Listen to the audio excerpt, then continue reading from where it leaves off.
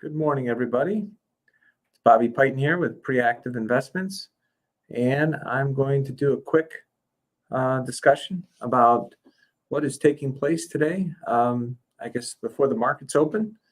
And just copy this link, and I need to figure out how to automate all of this. So thank you for your patience.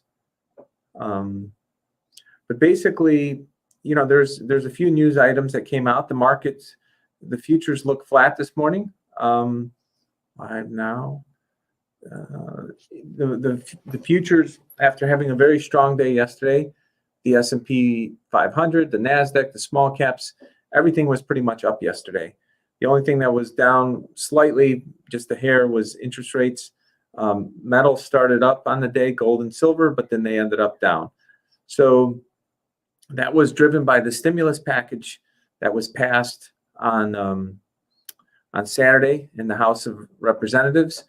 Now, keep in mind that it looks as though the minimum wage component is dead on arrival in the Senate, and so there's already talk that that's going to be pulled out.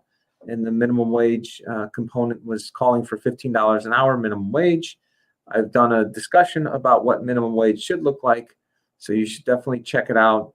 Maybe I'll make sure that it's labeled better on YouTube. But I did do a video about what minimum wage should look like if it in fact had kept up with where it was at in 1970, with the productivity gains that we've experienced as a nation, as well as those productivity gains, as well as what inflation has been during that time.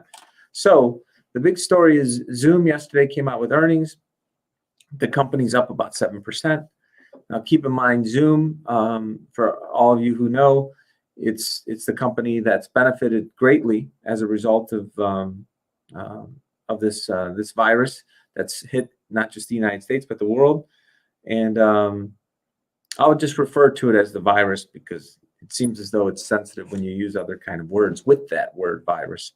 And regarding this virus, the founder of the company is Chinese American who was born in China, educated in China, came to the United States in 1997, and then I guess I'm not exactly sure if he was mentored by an Indian American who was the founder of WebEx. And so some of you may remember WebEx. I do remember it when it first came out, I think like 20 plus years ago.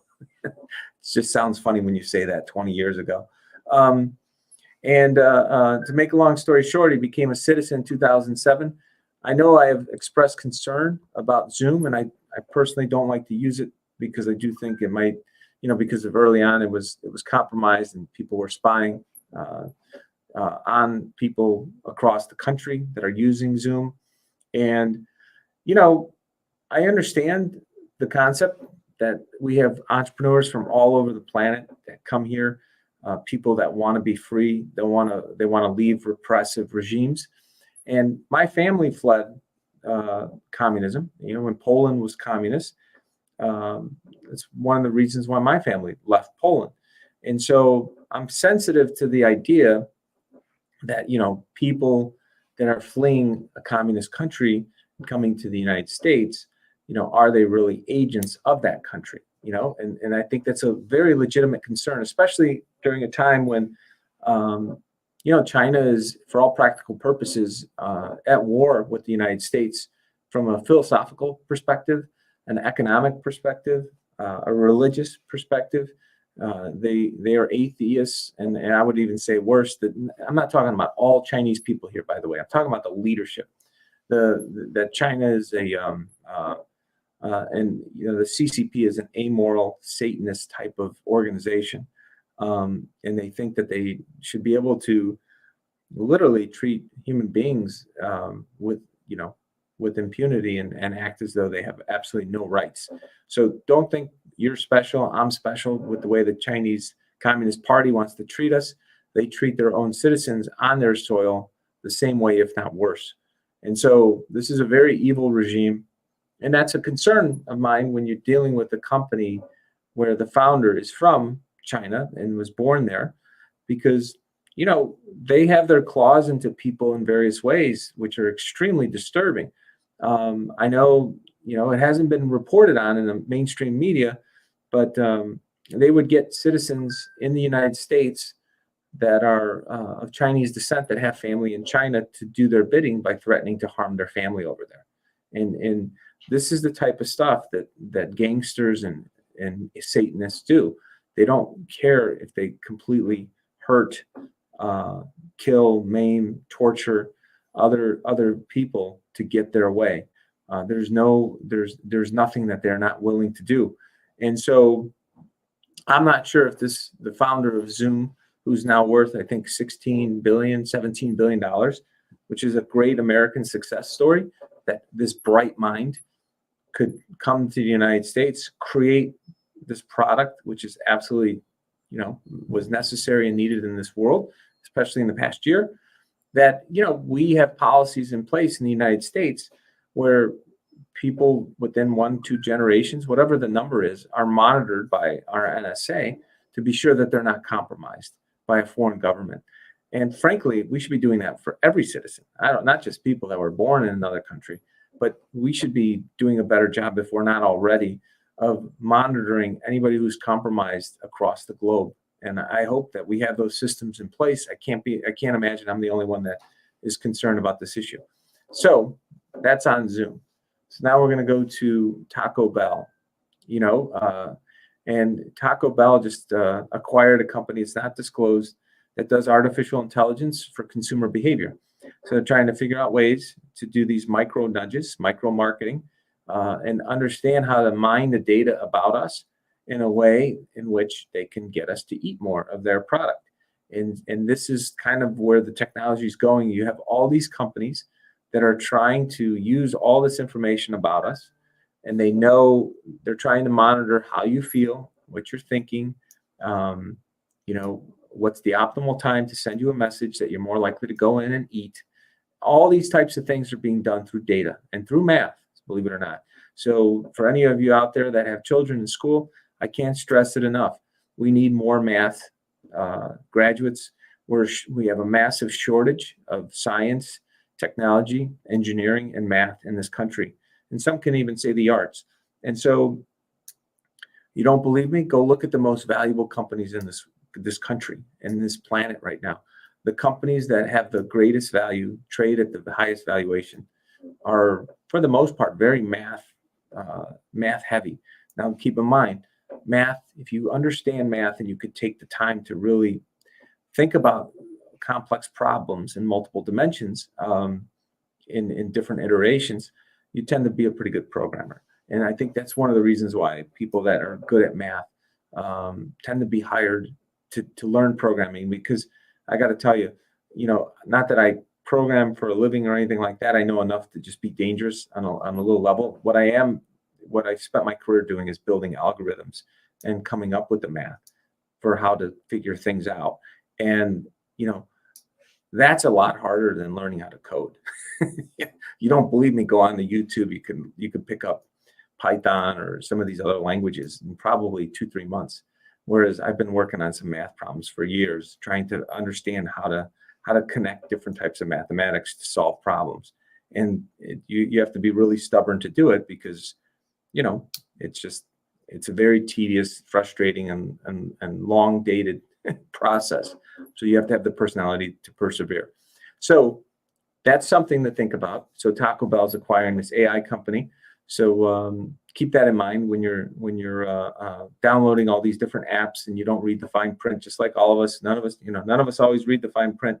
And I'm at the point where I'm debating if I should get a dumb phone and just keep all my stuff off of me at all times. They don't monitor how I'm moving through the world, because I think it's too much. It's an overreach, and it's a big problem. And I think that this is how they've been weaponizing our data against us to kind of make us that we're just like little pawns in the chessboard, and different sides are trying to figure out how to manipulate the situation, which is a good segue into what else hit the business news today. I've been talking about this wealth disparity over the past week or so. And some news came out about the wealth disparity by none other than Elizabeth Warren, Senator Warren of Massachusetts, which I'm not a huge fan of her, nor her policies in general. Like she's a pretty hardcore lefty on a lot of social things. But what I would say is, even as a conservative, in looking at the data objectively, when one American in every 1,000. Now, keep in mind, I did this analysis myself. I didn't read this off of CNBC. I didn't turn around and take a look at what other people were saying. And what I would say is, looking at the analysis, the one American in every 1,000 owns more than 999 other Americans combined. You heard that right. So 1 out of every 1,000. So 1 out of every 1,000, 1/10 of 1%, owns more than 50.01% of all the assets in this country. Now, when you break it down, then I think it's the 90%. So 900 Americans own what 900 Americans own, okay, in this economy. I think the net worth is about $12-13 trillion. That's what it comes out to. So they own about 12% of the economy. So the economy is worth over 100 trillion. They own about 11-12%. Okay, that's what the number comes out to be. So with that number of 12 trillion, last year, the net worth of the ultra rich, like I'm talking about the one in the 1,000, went up by 6 or 7 trillion, is what I calculated. And so they went up, by more, almost equal to the amount of more than half of just the 90%. Now they went up by more. The top 1/10, 100th, the 1/10 of 1%, or 1 in 1,000, went up by more than everybody else combined as well. They maintained their ratio of over 50%. They probably picked up 60 to 70% of the gains. So this concept that that Elizabeth Warren talks about, even though I disagree with her on the vast majority of things, where she wants to have a wealth tax at 50 million or more of 2%, and then over $1 billion, 3%. So now keep in mind, let's look at the numbers here. So 2% on 50 million is 1%. That's $1 million a year in this ultra wealth tax. And then it fluctuates. It's between 50 million and 1 billion. There's a 2% tax on it. Now keep in mind, and then over 1 billion, it's 3%. Now this will accomplish a few things, and she hasn't written about this, but maybe I'll do I'll do her a solid and write something up for her and send it to her. First of all, let me make something clear. I'm conservative. I happen to be a Christian. I think a lot of what the Democrats are doing is evil on their policies. But that being said, I'm also a pragmatist. If she's looking at doing something that I think makes sense to keep this country from collapsing on itself, which I do believe that the wealth disparity will cause the collapse of the United States if it continues. Because what's going to happen at some point is you're going to see blood in the streets, and you're going to see people wanting to harm these people that are doing this. Now, keep in mind, some of these people that are doing this have been malicious, okay? And they're probably the 1/10 of 1%, 1/10 of 1/10 of a percent. They might be the really, really rich that are like 1 in 100,000. They control. There's just so much fewer of them that their wealth is off the grid, so to speak. And there's a lot of ways that these insanely rich people, I'm not talking about Bezos rich, I'm talking about the families worth $1 trillion or more. They figure out how to hide all this money in trusts. And the people of the United States should not allow that. If you want to own assets in our game, we should know who owns the assets. I do believe that, because that prevents these massive distortions that we see in our economy. So going back to this, this tax above 50 million, you got to remember the opening bid to be in the top 0.1% is 42 million. So when I hear these arguments from conservatives, I always chuckle, because it's like they repeat the party line. Whatever the GOP says, they just follow it, and they'll follow it right off the cliff and right into $7 trillion of spending on wars that we didn't need, even though that could have paid off half of the mortgages in the country at the time. So think about that for a second. If we didn't squander $7 trillion in this country, and we could have paid off half of all the mortgages in the United States in the 2000s. Okay? Chew on that for a little bit. When you sit there and you think that the military is always doing what's best for us. Who took a lot of that money is my question, and who scammed it. And so anyways, look into 9/11, will you? See for yourself. But and then 3 months afterwards, the United States enters China enters the WTO right afterwards.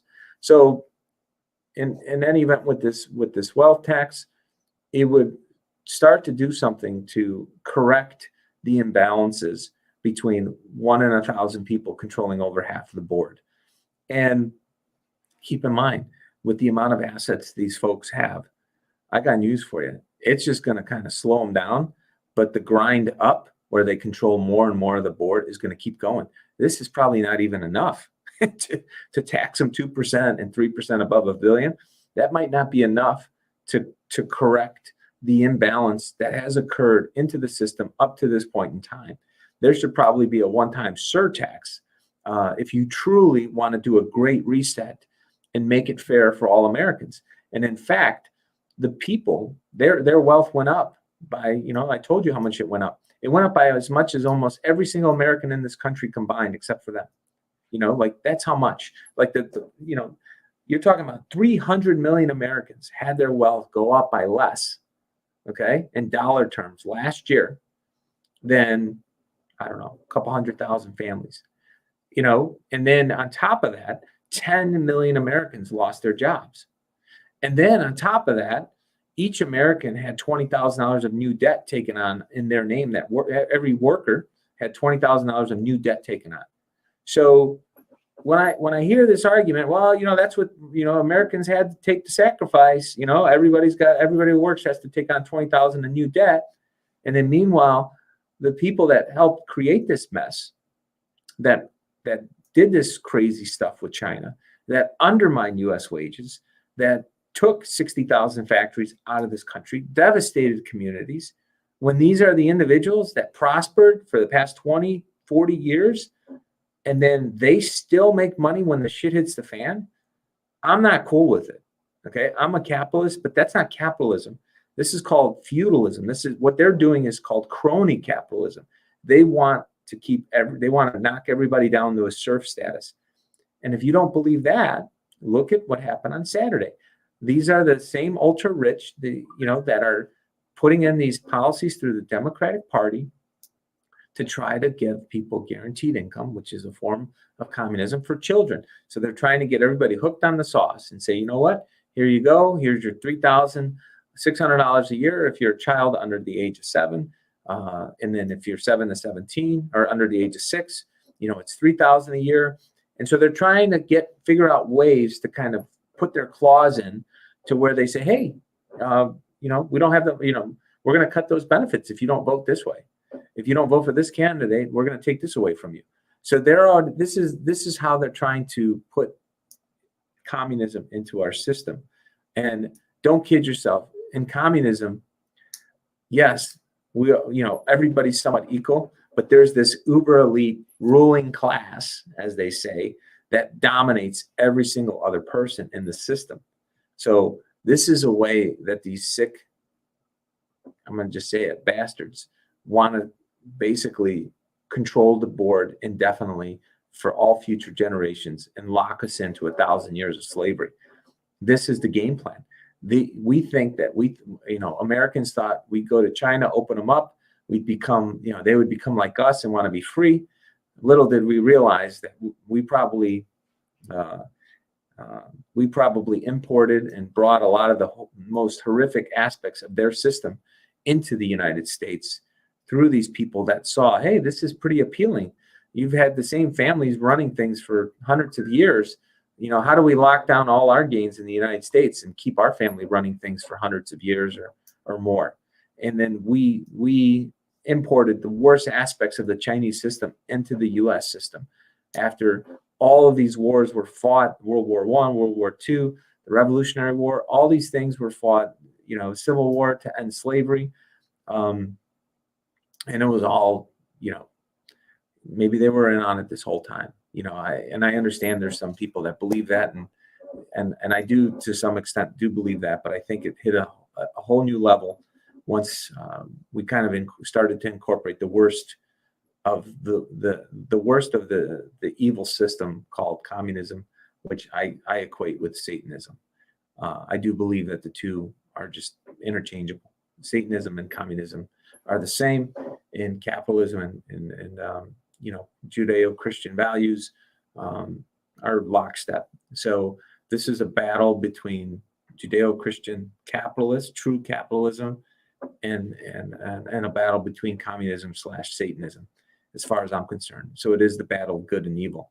And so I am going to bring an unconventional view to this through the financial markets and explain it. And just so you know, James, and I see that you're in Oklahoma. My parents fled, a communist country, so I get it. And I'm not saying that all Chinese people are in on it. I think, obviously, I think that well over 90% are innocent, and just like us, we're in a lousy situation where we have people that don't care about this country and don't care about us, and just want to profit at people's expense indefinitely. They just happen to have a different level of them. They're more thugs in terms of the CCP than even the people here. And so that's my concern, and that we should be monitoring all this. I don't mind. I mean, they're monitoring me and you and everybody else. So why not put an extra level of security in place for people that still have ties to countries that are trying to undermine the entire planet? Is my perspective. So with that, I will see you guys later today. Thank you.